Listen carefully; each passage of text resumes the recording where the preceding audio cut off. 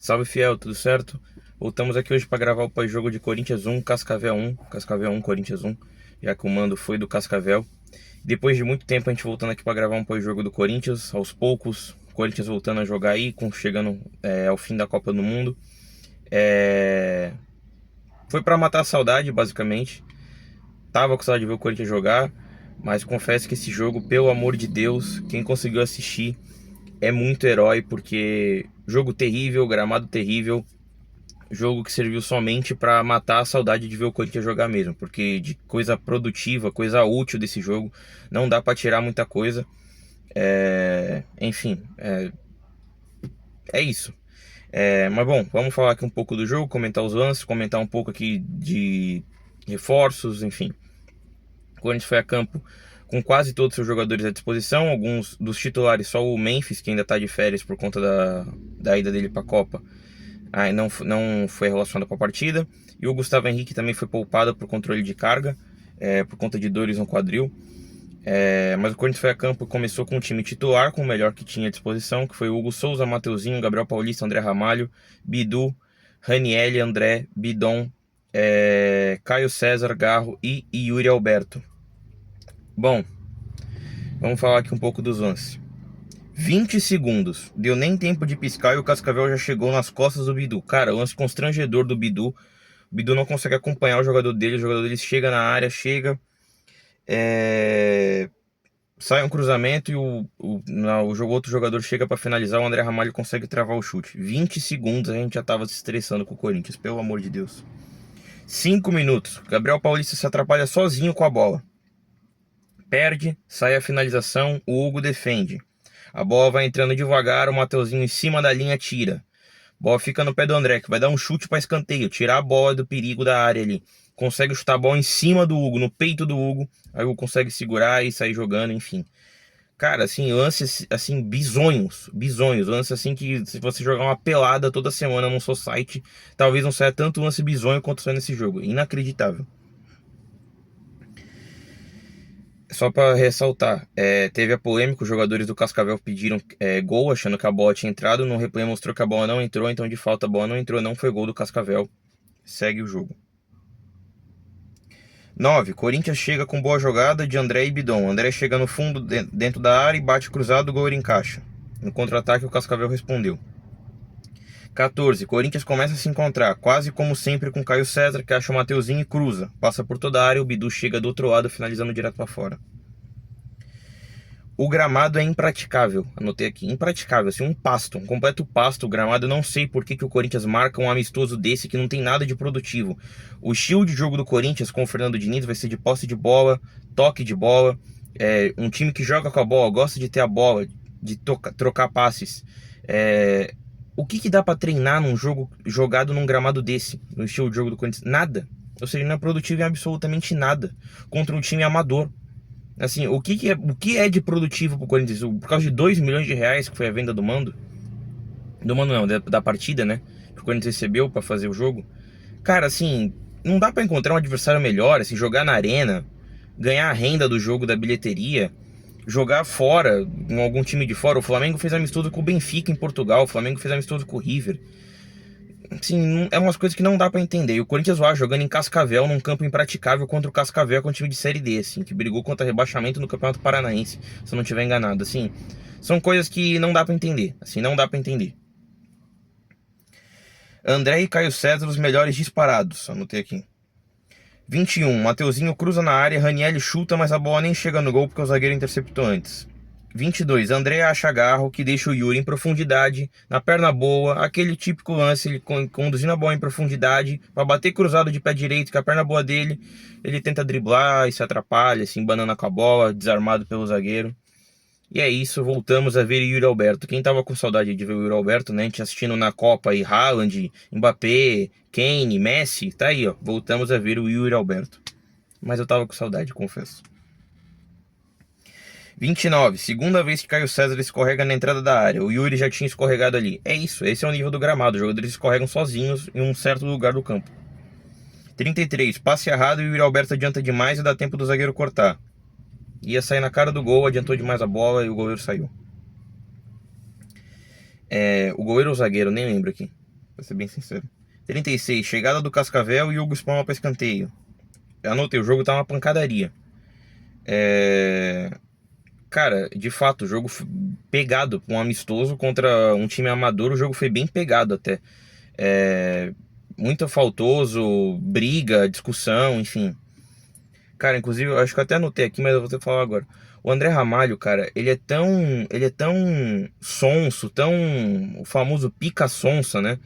Ele é tão bobão, tão frouxo, tão fraco, que, cara, um jogo contra o Cascavel, um time da Série D, ele conseguiu tomar uma gravata, um mata-leão do jogador do Cascavel, ficar quieto, não revidar. Ele apanhou quieto, ficou quieto, conseguiu tomar amarelo e ficou quieto, assim. É um jogador fraco, jogador inacreditável, assim, fraco mentalmente, fraco fisicamente, fraco técnica. O cara é fraco de tudo, assim, é bizarro. Inacreditável, cara, inacreditável. Onde eu parei aqui? Garro bate falta por cima, aos 37. 41, Garro bate falta, Yuri escora, Caio César finaliza e gol Spalma.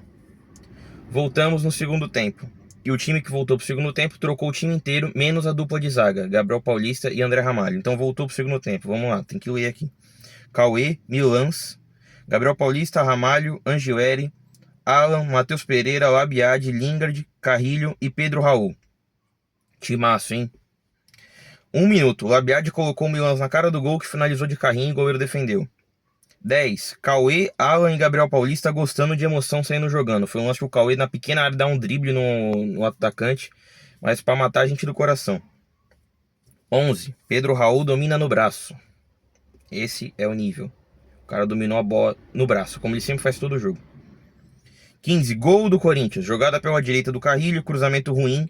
O zagueiro afastou pior ainda do que o cruzamento. Bola sobrou no Matheus Pereira, o pirulão, que chega de primeira batendo pro gol. 1-0 pro Corinthians, ótimo, pelo menos vamos ganhar o jogo, né? Não foi assim. Mas enfim, o Matheus Pereira, primeiro gol dele aí, nesse retorno ao Corinthians na segunda passagem. Começou bem, depois deu uma queda, começou iludindo, depois deu uma queda ali, se tornou um jogador que começou a ser pouco utilizado pelo Diniz, porque vinha sempre entrando mal. Fez o gol, que seja uma recuperação, pelo menos pra ele, que sirva pelo menos pra isso, pra ele se inspirar com esse gol no amistoso e recuperar o bom futebol que ele mostrou no começo do ano. 17. Sai Gabriel Paulista, entra Charles. Cara, o Diniz meteu o Charles de zagueiro. Enfim. 24. Charles entrou aos 17. Aos 24, Charles passa vergonha jogando na zaga, escorrega sozinho, sai o cruzamento e gol do Cascavel. É isso. Charles em campo, gol do Cascavel. Na zaga, o cara já jogou de lateral direito, é ruim. O cara jogou na zaga, ontem é ruim. O cara é volante de origem, ele é ruim. É isso, o cara é ruim em todas as posições. Esse é o nosso Charles, esse é o nosso elenco. Tem o Charles no elenco. 32. Felipe Longo entrou no lugar do Cauê, trocou os goleiros. E o Alex Santana no lugar do André Ramalho. Aí eu pensei, não é possível. Vai jogar com a dupla de zaga sendo Charles e Alex Santana. Não foi. Foi Charles e Alan, porque ele passou o Alex Santana pra volante e o Alan pra zaga. Tinha um menino, o Iago Melo, no banco do Sub-20. Ele levou o moleque pro jogo. Por que não colocar o moleque pra jogar num jogo desse, pequeno, amistoso, contra o time da Série D? Colocar esses caras pra jogar de improvisado na zaga. O jogador ruim na posição de origem vai colocar improvisado em outra posição, que também é ruim. Não consigo entender. Por que não dá chance pro menino da base? Num jogo sem pressão nenhuma, um amistoso contra um time insignificante, assim. Enfim, o Diniz foi na sua teimosia e colocou Charles e Alan na dupla de zaga. E assim terminou o Corinthians no jogo. 35, finalização do Cascavel para fora. 42, Matheus Pereira cruza e quase entra direto. 43, Carrilho cruza, Charles finaliza e goleiro defende. 45, o insolente Carrilho dorme no campo de defesa, perde a bola e tem que fazer a falta e toma cartão amarelo. 47, na bola parada, gol do Cascavel, mas anulado. E é isso, esse foi o jogo. O que dá pra tirar desse jogo? Pra gente pensar na semana que vem no jogo contra o Remo no Campeonato Brasileiro, para os mata-matas das Copas depois. Nada, a verdade é essa, nada, porque o Corinthians não praticou nada de futebol, uma dificuldade absurda de criar jogada. Enfim, deixa eu ver. É isso, assim, não teve nada de produtivo assim para falar do jogo em si. absolutamente nada. Como eu falei, o Corinthians é um time que joga agora com o Diniz um estilo de jogo de posse de bola, de toque de bola, e vai jogar num gramado impraticável, que é impossível praticar esse estilo de jogo num gramado desse nível. Então assim, não dá pra tirar absolutamente nada dessa partida. A verdade é essa, não dá pra tirar nada além dos 2 milhões de reais que o Corinthians ganhou pra fazer o jogo, que talvez se tivesse feito na arena contra um adversário mais expressivo, até em 2 jogos, para pegar um exemplo só, hipotético. Pega o Boca joga um jogo na Bombonera, outro jogo na Arena. Por que não? 2 amistosos, bota um ingresso barato lá pra jogar. Talvez não ganhasse 2 milhões de reais. Talvez, não sei. Tô falando aqui hipoteticamente. Mas seria um jogo atrativo, seria um jogo de um nível competitivo que dá pra você tirar alguma coisa, porque é um time decente, não um time da Série D, o Cascavel, e em gramados decentes, que dá pra você testar coisas novas. Enfim. Mas eu não vou mais ficar aqui martelando nisso. Bom, eu anotei algumas coisas aqui pra falar também. O Marcelo Paes, antes do jogo, falou sobre a renovação do Memphis. Não há nenhuma novidade, não há nada no momento de novidade, de avanço ou de algum direcionamento. Existe uma negociação que está sendo tratada naturalmente entre o clube e o staff. É isso. Aparentemente o Corinthians mandou a proposta, ele não responde, o Corinthians está esperando, ele também não tem pressa de responder e a gente fica nessa. O técnico, por exemplo, sem saber se vai poder contar com o cara o restante da temporada, não sabe, enfim. Sacanagem também, né? Eu penso dessa forma, né? Beleza, foi eliminado, tá recebendo as suas férias lá, porque mesmo sendo eliminado precocemente da Copa do Mundo com a Holanda, tá recebendo as férias, ok, direito dele. Bom, voltamos aqui, tive que fazer um corte no vídeo. Mas seguindo, dando seguimento no que eu tava falando sobre essa indefinição do Memphis e o quanto isso é prejudicial ao Corinthians no planejamento da temporada. Entendo que ele esteja de férias por conta da Copa do Mundo, mesmo com a eliminação precoce da Holanda, como eu vinha falando. Mas parece que não tem nenhum indicativo assim do que vai acontecer. O técnico vai se planejar para montar um time com ele, sem ele. A gente pode contar com ele, não pode. Enfim, isso é uma indefinição que vai acabar atrapalhando. Inclusive já saiu notícias que se ele não for renovar, talvez ele nem chegue a se reapresentar no Corinthians. Então a gente não sabe o que vai acontecer. Tudo muito nebuloso, ninguém sabe, enfim. Complicado. Outros 2 assuntos rapidamente para terminar o vídeo aqui. Só para deixar claro também, não vou dar nota aqui para jogador, porque não tem como dar nota para 2 times inteiros, vai ficar muito tempo dando nota aqui. Só quero destacar aqui que o André achei que foi bem, o Caio César foi bem, o Mateuzinho foi ok. E do segundo tempo, do time do segundo tempo, destaco somente o Labiad ali, que eu achei que foi bem também.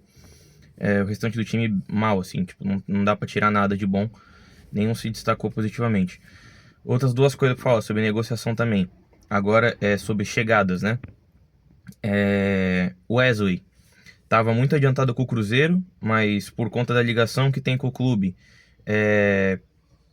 deu prioridade ao Corinthians, foi oferecido ao Corinthians e parece que está muito bem adiantada as conversas. O que basta, o que falta para o Corinthians concretizar essa negociação? Caiu o transfer ban, basicamente é isso. Caindo o transfer ban, o Corinthians deve concluir a negociação do Wesley. O que eu penso sobre isso? Uma negociação muito interessante. Não acho que seja um super, hiper, mega jogador que vai chegar a ser titular absoluto. Não, nada disso. Pelo contrário, vai ser muito útil, ainda mais que é uma posição carente que a gente tem no elenco. A gente não tem muitos pontas, muito jogador habilidoso ali que dê profundidade, enfim. Vai ser uma opção interessante. E o Arthur, esse é o principal nome para mim que se vir vai elevar muito o nível do time. O Arthur é ex-Grêmio, jogador da Juventus, mas estava emprestado para o Grêmio. Fez história no Grêmio de 2017, campeão da Libertadores. Jogador muito interessante, primeiro volante de marcação, mas que tem uma ótima saída de jogo, jogador de seleção brasileira. Poderia ter jogado 2 Copas do Mundo aí, infelizmente as lesões atrapalharam, jogou no Barcelona, enfim, jogador da Juventus atualmente. Tava no Grêmio, sim, o Grêmio tá mal, é verdade, na última temporada e nessa também, mas o Arthur, ele era o oásis daquele time. O Arthur era a única coisa que se salvava daquele time. O Grêmio, quando ele estava em campo, era muito, muito, muito acima do que é normalmente, que o Grêmio é um time ruim, mas com o Arthur parecia ser melhor do que era por conta da presença do Arthur. Ele fez de tudo para permanecer no Grêmio, mas não foi possível por conta do alto salário. E o Corinthians está tentando a negociação com a Juventus, que pode até liberar ele de graça, por conta do contrato curto que ele tem, mas o salário ainda é alto. Mas o Corinthians está apostando aí na boa relação dele com o Diniz para vir. Se vir, para mim é titular absoluta, assim, uma contratação espetacular. Mas ainda tem que derrubar o transfer ban, tem muita coisa para se resolver. Mas se vier, vai ser uma ótima. Bom, é isso. O próximo jogo do Corinthians é contra o Remo, pelo Campeonato Brasileiro, 19ª rodada em Itaqueras, na semana que vem. E é isso, a gente volta com o pós-jogo na semana que vem. Enquanto não tem pós-jogo, a gente vai seguir na nossa série do Corinthians em Copa do Mundo aí, que eu vou finalizar até chegar em 2026, que é o do Memphis, que é o último jogador participante do Corinthians nessa Copa. Bom, é isso então. Valeu, fiel, tamo junto. Vai Corinthians, se inscrevam e deixem um like aí. Desculpa o corte, mas foi necessário. E é isso. Valeu, tamo junto, vai Corinthians. Aguarda os próximos vídeos aí.